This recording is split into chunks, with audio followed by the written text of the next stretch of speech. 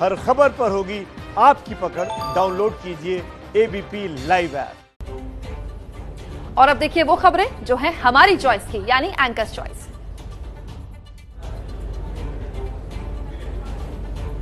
जम्मू कश्मीर के शोपियां में सेना ने एनकाउंटर में 2 आतंकियों को ढेर किया। शोपियां के मेलहुरा गांव में घर में छिपे थे दोनों आतंकी। सेना को 2-3 आतंकियों के इलाके में छिपे होने की जानकारी मिली थी। सूचना पर सेना ने सर्च ऑपरेशन चलाया। पंजाब के मुख्यमंत्री कैप्टन अमरिंदर सिंह ने केंद्र सरकार से अंतरिम राहत की मांग की है। सीएम अमरिंदर सिंह ने कोरोना से निपटने के लिए गृह मंत्री अमित शाह को चिट्ठी लिखी। चिट्ठी में 3,000 करोड़ रुपए की आर्थिक मदद और 4 महीने की बकाया 4400 करोड़ रुपए जीएसटी की मांग की है।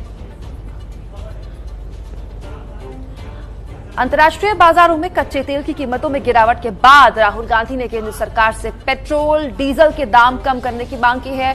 राहुल ने ट्वीट में कहा कि इस विपदा में हर हाल दाम गिरने ही चाहिए। पंजाब के सीएम अमरिंदर सिंह ने केंद्र सरकार को चिट्ठी लिखकर शराब की दुकानों को खोलने की इजाजत मांगी है। अमरिंदर सिंह ने चिट्ठी में पंजाब की खस्ता हालत का हवाला दिया है। अमरिंदर सिंह के इस कदम को लेकर आपत्ति भी जाहिर की जा रही है।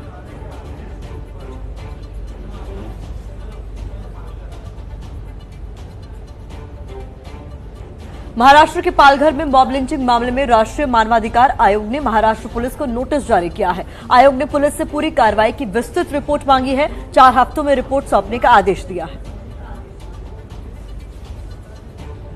पालघर मॉब लिंचिंग की एआईयूडीएफ के चीफ बदरुद्दीन अजमल ने निंदा की है। साथ ही मामले पर उद्धव सरकार की कार्रवाई को संतोषजनक बताया। महाराष्ट्र सरकार ने सामाजिक दूरी का नियम तोड़ने के बाद मुंबई और पुणे में लॉकडाउन के बीच दी गई छूट को वापस ले लिया है। छूट की वजह से सड़क पर लोगों की भारी भीड़ जमा हुई थी। इसके कारण प्रशासन को अपना फैसला वापस लेना पड़ा। केरल के तिरुवनंतपुरम से कांग्रेस सांसद शशि थरूर ने अपने संसदीय क्षेत्र में 9,000 पीपीई किट मुहैया कराए हैं। ये किट थरूर ने सांसद निधि से खरीदे हैं। थरूर ने यह भी बताया कि पीएम मोदी ने सांसद निधि का इस्तेमाल जरूरी वस्तुओं की खरीद के लिए करने की इजाजत दी है।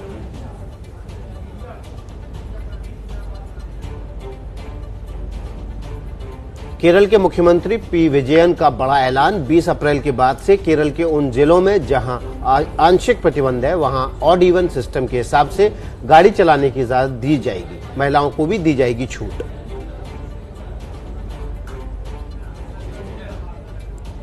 यूपी के अलीगढ़ में कोरोना के 2 संक्रमित मिलने के बाद एक मरीज की मौत हुई है। पुलिस ने मरीज के परिवार को क्वारंटीन किया है। साथ ही पुलिस ने मरीज के परिवार पर लॉकडाउन का उल्लंघन करने का भी केस दर्ज किया है।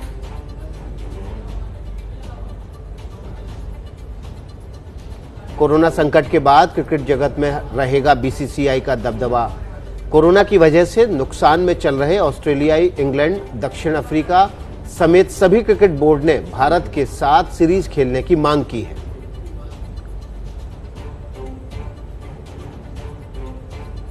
लॉकडाउन में बिहार सरकार ने बुजुर्ग, विधवा और दिव्यांगों को 3 महीने का एडवांस पेंशन देने का ऐलान किया है। करीब 84,76,000 लोगों को मिलेगी 400 रुपए प्रतिमाह महीने की दर से पेंशन।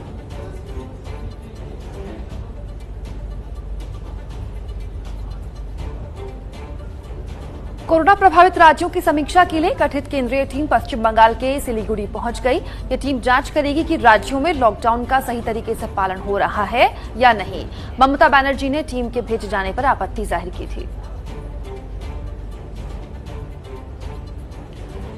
केंद्र सरकार की ओर से पश्चिम बंगाल में कोरोना की स्थिति का जायजा लेने गई टीम की सहायता न करने के आरोपों पर बंगाल के मुख्य सचिव की सफाई आई है। उन्होंने कहा है कि बिना बताए आई थी टीम, अपनी मर्जी से बीएसएफ के गेस्ट हाउस में रुक गई थी। देश भर में प्रवासी मजदूरों का मुद्दा जोर पकड़ रहा है। आंध्र प्रदेश के विजयवाड़ा में लेफ्ट पार्टी के नेताओं ने सरकार से मजदूरों की जरूरतों का पूरा ख्याल रखने की अपील की। के रामाकृष्ण और सीएच बाबूराव जैसे नेताओं ने राज्य और केंद्र सरकार से मजदूरों के लिए ठोस कदम उठाने की मांग की। बीजेपी सांसद राज्यवर्धन सिंह राठौर ने अशोक गहलोत सरकार पर सत्ता के दुरुपयोग का आरोप लगाया। राजस्थान के स्वास्थ्य मंत्री के बेटे ने बिना किसी संवैधानिक पद के कलेक्टर ऑफिस में प्रेस कॉन्फ्रेंस को संबोधित किया था।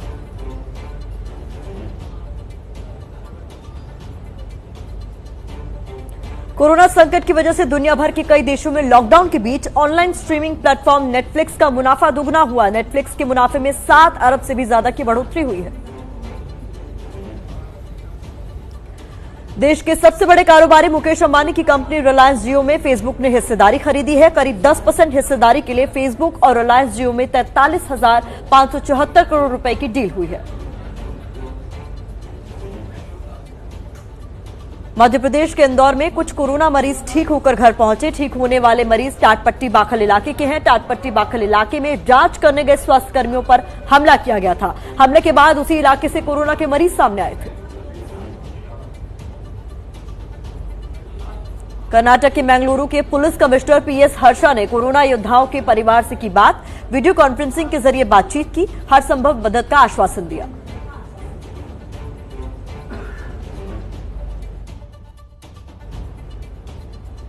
हरियाणा में पुलिसकर्मियों, स्वास्थ्य कर्मियों और आशा कार्यकर्ताओं पर हमले को लेकर बोले हरियाणा के डीजीपी मनोज यादव, हमला करने वालों पर सख्त कार्रवाई होगी, अफवाह फैलाने वालों को भी बख्शा नहीं जाएगा।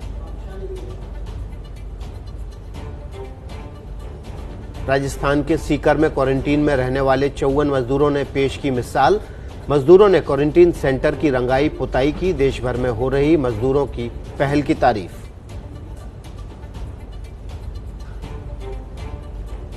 मुंबई में सब्जी की खरीदारी के दौरान लोगों ने फिर सामाजिक दूरी का नियम तोड़ा। बड़ी संख्या में लोग सब्जी खरीदने पहुंचे। आपको बता दें कि भीड़ में कोरोना संक्रमण का खतरा बढ़ जाता है।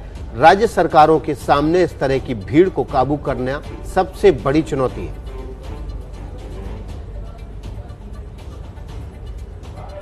यूपी के कानपुर में लॉकडाउन के बीच 2 गुटों के बीच सड़क पर मारपीट हुई।